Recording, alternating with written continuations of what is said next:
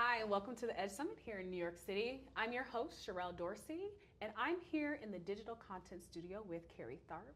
Carrie is the Vice President of Google Go-to-Market Strategies. Carrie, thank you so much for joining us in the studio today. Of course, happy to be here. So I wanted to talk about what consumers really want from AI. What are you all hearing from customers as they're building their AI strategies? And what are some of those big concerns that are starting to emerge? And how are those kind of differing? How are those differing from like a year or two ago?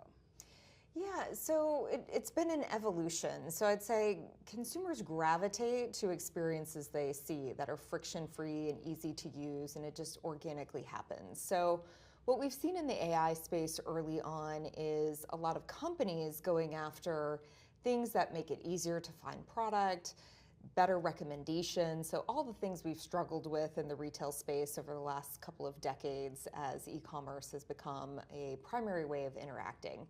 And so you see people doing behind the scenes improvement that consumers haven't even noticed yet. The future is about conversational experiences and fundamentally changing the way that websites work. So we're used to the search box and navigation the way that it has been. Yeah. And that has been a function of structure. It's not really the way you would interact with a human in a store if you were talking about what you wanted to wear to an event or something like that. And so that's where we're going, and consumers are just beginning to see those experiences show up in the real world. What was happening a year ago was really just everybody testing and learning through the use of AI. And so you didn't see a lot of at-scale experiences. You saw things popping up in travel and retail, et cetera. And the concerns were around hallucinations and how do these models work. Right. And now this year we're really in all of these tests going to production and really scaling and people seeing business performance. And so fundamentally the questions that companies are asking have evolved. They've learned about the models, they've learned how to deal with hallucinations, and now it's about what should I be doing, what is the future of consumer experience. So there's a layer of sophistication that's starting to emerge. So for executives that are rethinking their AI strategy, assuming that they have also evolved, as you mentioned, what would be your tips or strategies right now for them as they are rethinking their strategy? Yeah, first I would say from a Google perspective, we would say you shouldn't have an AI strategy. It should just be an embedded part of your day-to-day business strategy that's focused on what are the key things your brand is delivering to a consumer? What's your value proposition? What do you want that experience to be? So that's job one. There's no tech for tech's sake. You don't need a large language model if you don't need one. And so thinking about that very practically to say, who are you as a brand, as a company, and focusing on those experiences. Second is to really think about measurement. So as you're testing and learning your way through new experiences, how do you figure out if that's a good thing, a bad thing? Is it driving higher conversion? Is the customer liking it? What does that mean for all the things that kind of work around it in the e-commerce world? So how does it affect inventory, shipping, all these other things that drive the P&L in the industry? And then last, thinking through all of the change management with the team. So there's a big difference between doing little tests and really taking something to be a core part of your app or e-commerce experience or even in-store experiences.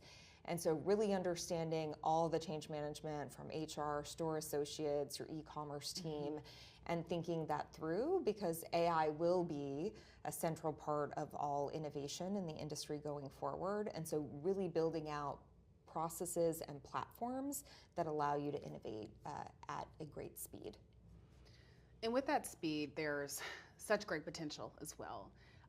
Where do you see AI's greatest potential within the world of e-commerce, and how is that actually going to fundamentally change that consumer experience? Yeah, I would put two buckets. First is all the foundational stuff, the things that we're used to and have been dealing with in the e-commerce space for many years, so making everything better. Yeah. The search box better, getting you more relevant results, having better recommendations on the website, things that drive conversion, so being able to generate more images with different backgrounds or viewing a product differently or personalized to the way you might want to see a product on model and I might want to see a lay flat of that product. and being able to do that personalization at scale is really exciting. And then the second bucket is really all about the future of conversation and agents. And so this is fundamentally changing the way we interact with brands. Today, we're a taker of the site experience and the storefront that's put in front of us. And in the future, we really see agents built for the consumer, for the user, to help with our shopping journey. So I might have a different view of what I'm looking for than you're looking for, even if we're going to the same event. And how do I deploy AI on my behalf to interact with all these brands? And then that being conversational. So that's the fundamental change. Instead of kind of keyword search where you have to really think about what you're putting in and you keep trying and trying again to get to the right product, now it's going to be conversational. You can describe what you're looking for and just changing that entire journey. So you're going to have that first little kind of foundational changes and then big step function change coming in experience driven by AI. So when we think of consumer search, and the onus has largely been on the consumer getting it right to get the right results, as you're talking about the evolution, that fundamentally changes. And Bloomreach and Google Cloud actually recently announced a partnership just a few months back to drive smarter search within the space of e-commerce. How is e-commerce search evolving with this new class of AI, and how are Bloomreach and Google Cloud preparing businesses for that change particularly? Yeah, search is fundamentally changing. The basics of keyword search are getting better. So relevancy, the ranking of results, understanding all of the different products in context of each other is really something that Bloomreach and Google excel. Google and Bloomreach working together and having these innovative roadmaps are helping businesses think about what those future experiences need to be. It might look very different on apparel website versus somebody who's selling accessories or different kind of products across the spectrum in the retail space. And so helping all of those retailers and consumer good companies think about how do they infuse AI innovation into their own experience and learn from that so they can evolve their total end-to-end experiences on their sites in a fast and agile way as consumer expectations change.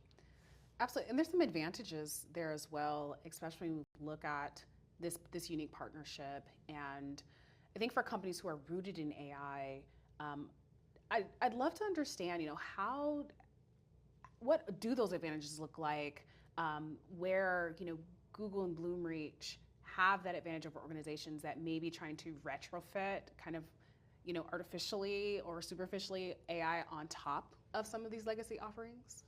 Yeah, so being kind of AI first and having that infused to the way you've thought about your infrastructure and the stack that you've built to go about delivering these experiences is really key because your roadmap can move faster.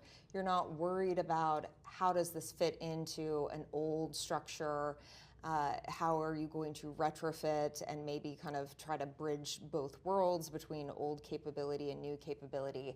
So it allows you to move further faster and be thinking about that next evolution of what the experience should be without worrying about kind of the old approach. It's something from a Google perspective, we have 9 products with 1 billion plus users, and taking all of that exhaust from the data of users and understanding what are they really reacting to? What does that mean? Bloomreach for years has thought about product knowledge graph as well, and how do the products relate to each other, and thinking about search and personalization. So getting that tailwind effectively into your own site conversion and experience is something that's very powerful, as every retailer has a million other things to worry about. You might have dynamics going on in the store, you might have new product you're bringing to market and thinking about launching that digitally. And so it's a way to really be worry-free and keeping up with everything that's coming. At Google, I struggle to keep up with all of the innovation from our own roadmaps week to week. That's how fast these models are evolving. And so working with a Bloomreach and a Google allows you to just kind of sit back and take all of that innovation as it comes. Absolutely. Carrie, thank you so much for joining us here in the Content Studio. You also have a talk here at the Edge Summit. And so for those of you who have been watching the live stream, be sure to catch Carrie's talk. Thank you again. Great, thank you. Awesome.